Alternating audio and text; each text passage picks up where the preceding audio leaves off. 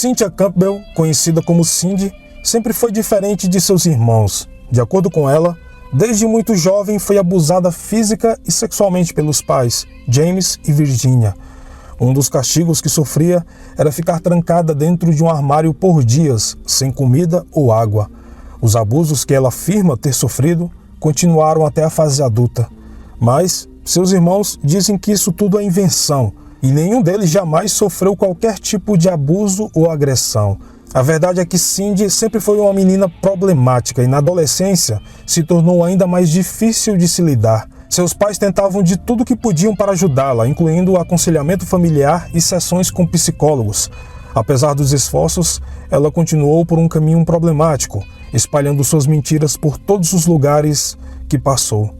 Quando completou 18 anos, ela resolveu sair da casa dos pais em Houston, no Texas, e sem ter para onde ir, acabou morando nas ruas de Denver, no Colorado.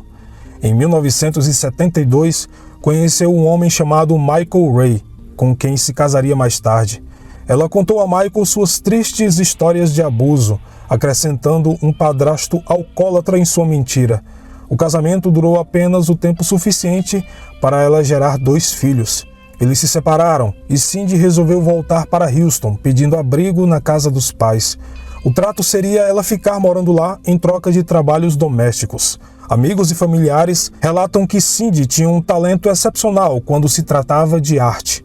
Ela se divertia e ficava muito animada sempre que podia desenhar e costurar suas roupas. Porém, na maior parte do tempo, ela ficava em casa, trancada em seu quarto, com as cortinas fechadas, ganhando peso e negligenciando seus filhos. Alguns psicólogos hoje em dia apontam que Cindy tinha sintomas clássicos de bipolaridade, mas nas décadas de 70 e 80, isso era visto simplesmente como um comportamento estranho e maluco. Os pais dela então resolveram assumir a custódia dos netos e deixaram sua filha livre para viver sua própria vida da forma que achasse melhor. E mais uma vez, Cindy saiu de casa, indo morar num apartamento em Kingston, no bairro de Montrose, em Houston, com sua avó deficiente. E foi nessa época que ela conheceu um homem chamado David West. David cresceu em um lar problemático. Sua mãe era extremamente autoritária. Ela não tinha amigos e preencheu o seu vazio sendo uma presença muito constante na vida do filho. O pai de David não se importava muito com a esposa e não via nada demais na maneira exagerada e super protetora que ela cuidava do filho. David cresceu com uma personalidade confusa e bipolar. Apesar de ter quase 30 anos de idade e ser um ex-fuzileiro naval, ele era fraco emocionalmente, principalmente quando se tratava de mulheres.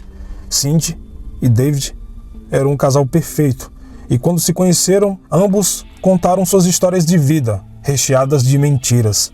Os dois pareciam competir entre si para ver quem tinha sofrido mais.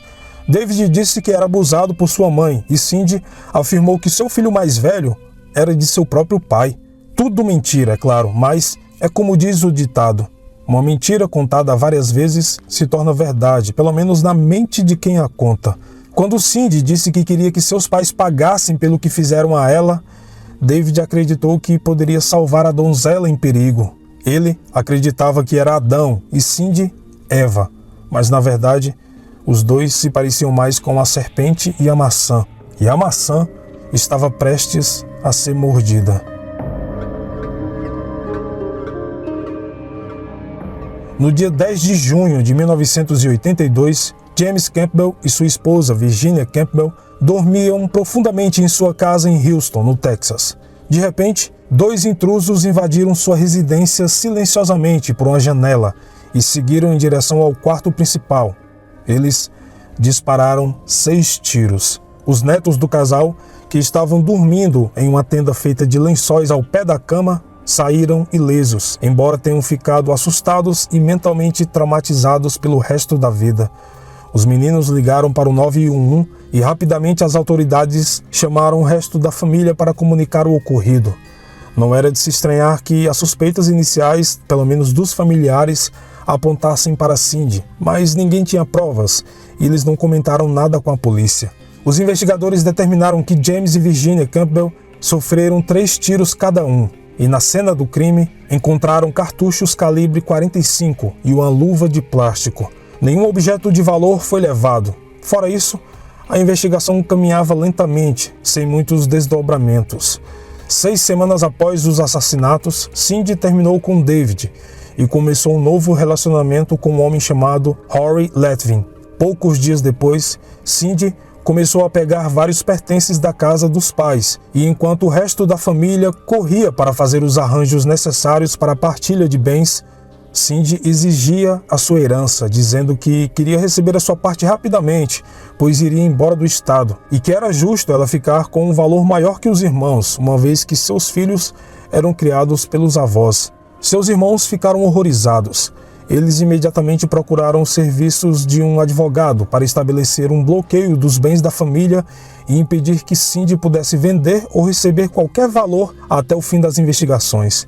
Quando questionada sobre o que iria fazer com os filhos, Cindy disse prontamente que iria deixá-los em um orfanato.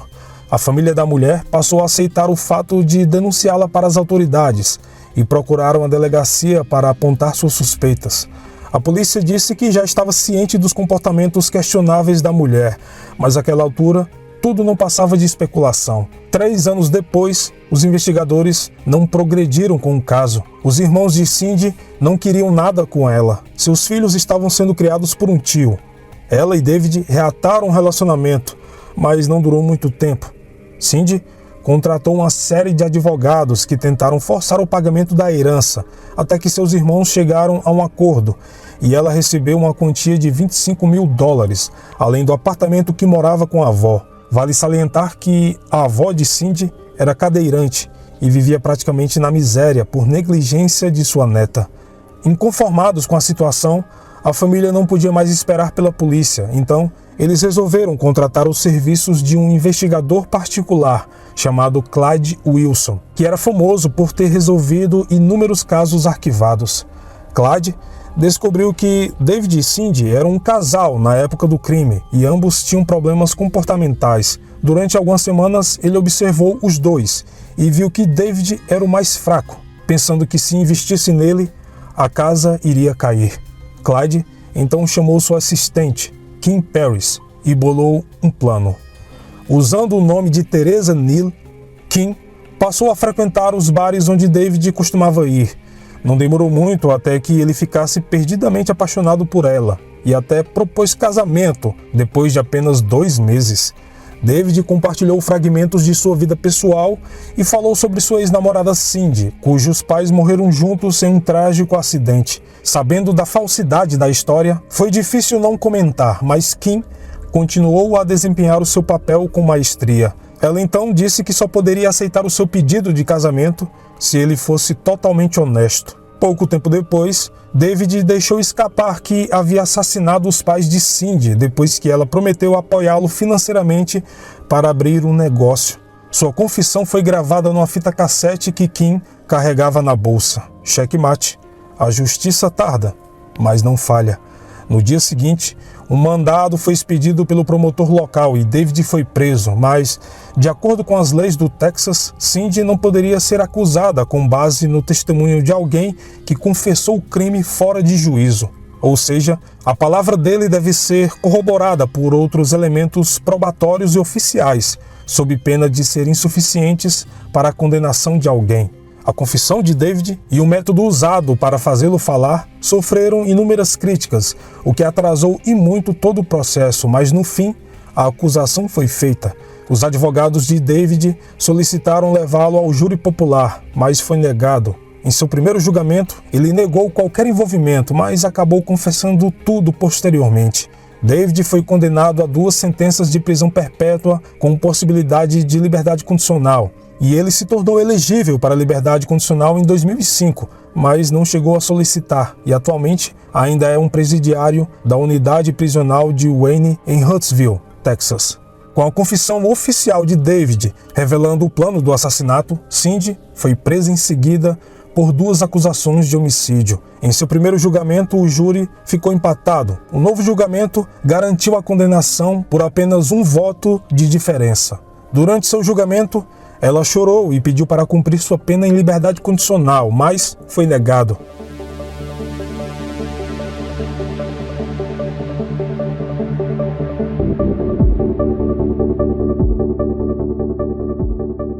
2 livros foram lançados contando a história de James e Virginia Campbell. Um, chamado Cold Kill, foi lançado em 1987 pelo escritor Jack Olsen, e o outro, chamado Dead Grow, em 1990. Em 2020, essa história também foi tema de um episódio da série americana Lost Lives, Vidas Perdidas, em parceria com a NBC. Cindy jamais confessou o crime e não assumiu a responsabilidade por nada. Ela morreu em 18 de maio deste ano, 2021, de causas naturais. Bom, este foi o vídeo de hoje. Espero imensamente que tenham gostado e, como sempre, nos vemos nos comentários. Até mais!